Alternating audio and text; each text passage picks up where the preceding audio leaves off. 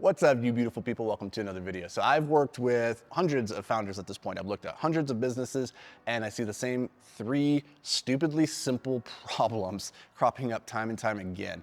These are the boring solutions that you are probably in need of right now, that if you would just go and apply these to your own business, you would unlock really easy growth, really easy access to more cash flow. And so let's dive in. The very first boring problem solution that you probably don't even realize you have this problem is you need to reduce friction. You need to make it easier for people to do the thing that you want them to do. Here's a story. So recently, Stephen Bartlett, who is the founder, the host of the Behind the Diary of the CEO, I can't remember exactly if that's yeah, something like that. Great entrepreneur. He sold a business for multiple 8 figures, very, very successful. I'm not hating on him, but he just rolled out this new product. I can't remember what it's called, but I went to sign up for it. And you had to go through this really convoluted landing page. You had to give them all this information, even before you could get to the page where they told you what the pricing was, what the product even really was. Like, it was so obscure. I was just going through it. I was like, after 7 steps of giving you my information, and I still don't know what this is, and I still don't know what the price is, I just bailed. And what was sad about it is the way that he got me to that page to sign up in the first place was the pitch for it was like super compelling. And I was like, oh, that sounds exactly like what I would like to use in one of my businesses right now. Let me go learn more about that. But he just made it so difficult and convoluted for me to learn about the product and give him money that I just left. And so that's the lesson here, is like, you're probably making it too difficult for people to give you money. Like, if I go to your Instagram, case in point, there's this woman who creates this really great AI related content on Instagram.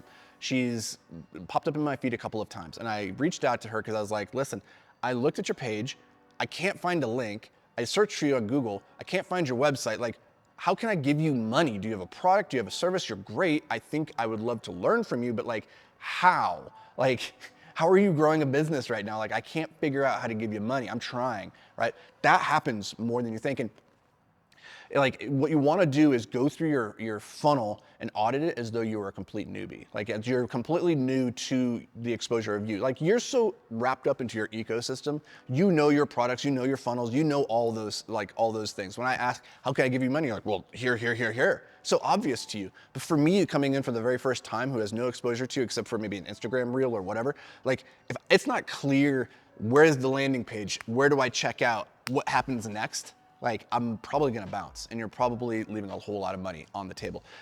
Another example of this at Escape Climbing, which is we were producing rock climbing equipment, right? So it was a very product-oriented business. You go to our landing page, there's the product laid out like an Amazon page, and then put in exactly how many of the items that you want, push the buy button, right? Like, Shopify makes this very, very straightforward and simple. But even within that context, I still see a lot of product-based pages that like hide the buy button below the fold. So I have to scroll to get to it. You want to make it as stupidly easy for somebody once they land on the page, they see the thing, I want to buy that. Like, the reason Amazon's buy button is not down below the fold, it's actually to the right and up on the screen, right? Like, it's immediately there because they know your impulse to buy is like fleeting. And then they need to make that buy button as easy to get to as possible in that moment where you have the desire to buy. Otherwise, they're probably gonna lose you. You need to have the same rigorous mindset in all parts of your funnel. How, the moment the person has the impulse to finally buy from you, can you make it stupidly easy for them to actually push the button and get the thing? That's number one. Number 2 is you need to prune relentlessly. Your business is probably just overly complex, especially when it comes to your offers. I was working with this woman, we did an audit of her system. This is probably like a year ago, but it just stood out so much to me. I asked her, I was like, okay, so what do you sell? And she sent me a PDF, like, we're on a Zoom call. She's like, here, let me put it in the chat. I was like, oh God, that's a bad start.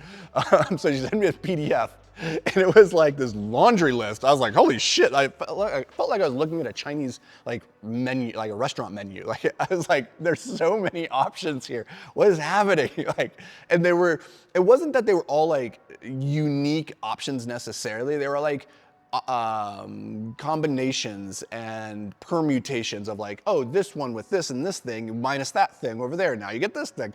And there was just so many of them. And I was like, okay, well, I'm overwhelmed, and the overwhelmed mind says no, right? So that's number 1. But 2 is like, if you have too many offers, like the reason that this happens, the reason that your menu Frankenstein's like this is because you think you need to have an offer for somebody at all the different points of their journey, right? Like, oh, maybe they're not ready for my high ticket thing, so I want to have this other thing, maybe some slight variation underneath it. So you think by having more, you're giving people more options and choice, and you are, but you're also giving them more like cognitive overload, more overwhelm, and you're making it likely that they're just gonna say, I can't find anything on here, right?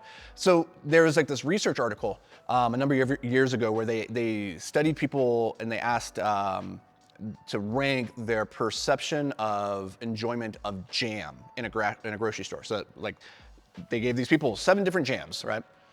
And you taste all the jams and you rank all the jams and blah, blah, blah, blah. And what they found was in the control group where they gave people more options, they were less happy with their ultimate choice than the people who had fewer choices. So the people that just had a grape, they had a peach, and they had a strawberry jam to choose from, they were like, fuck yeah, I got my strawberry jam. It's an easy choice. Don't want the grape, don't want the peach, I got my strawberry, right? But when you gave people like the strawberry, the grape, the peach, the strawberry grape, the strawberry peach, the peach grape, the strawberry apple, the strawberry avocado, they were like, at the end, whatever they chose, they were like less satisfied with it. And part of that was because there was this fear that they had made the wrong choice. Like, oh, there's so many choices. How do I know I got the right one?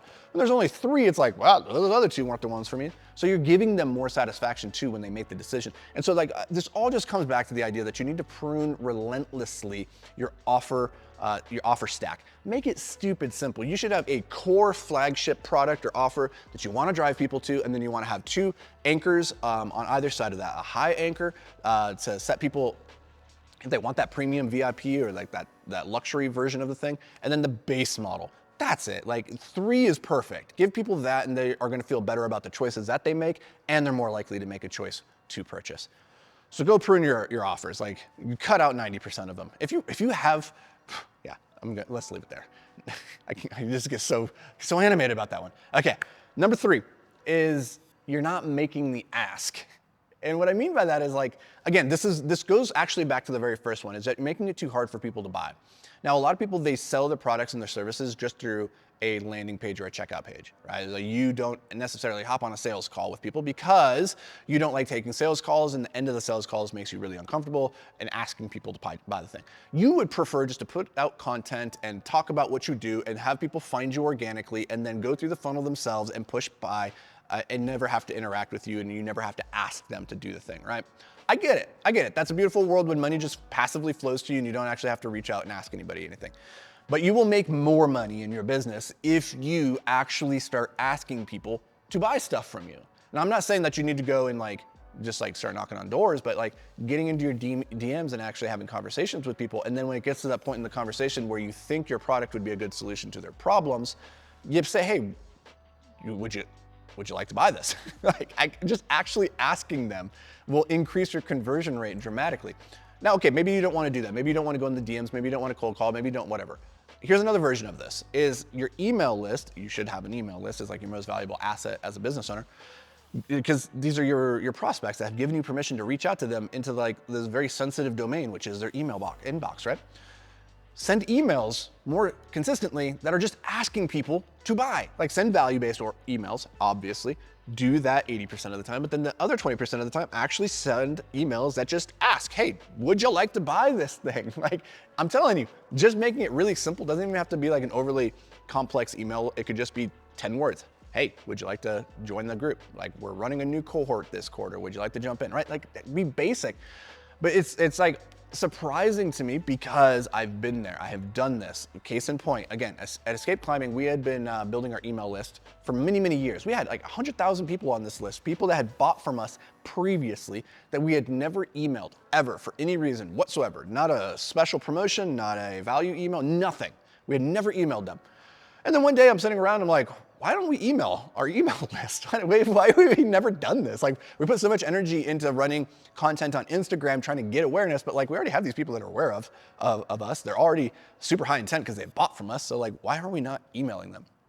So I emailed them, and like within an hour, we had made like $10,000, $15,000 more than we would have that day. And what we came to find is that every time we'd send an email, didn't matter really the frequency. Like we could send an email like 2 times per week, we'd send it once every 2 weeks, didn't matter. But every time we did send one and it had an ask in it, we would make more money, like instantly, just free money sitting there. And we're like, oh crap, like this is a gold mine.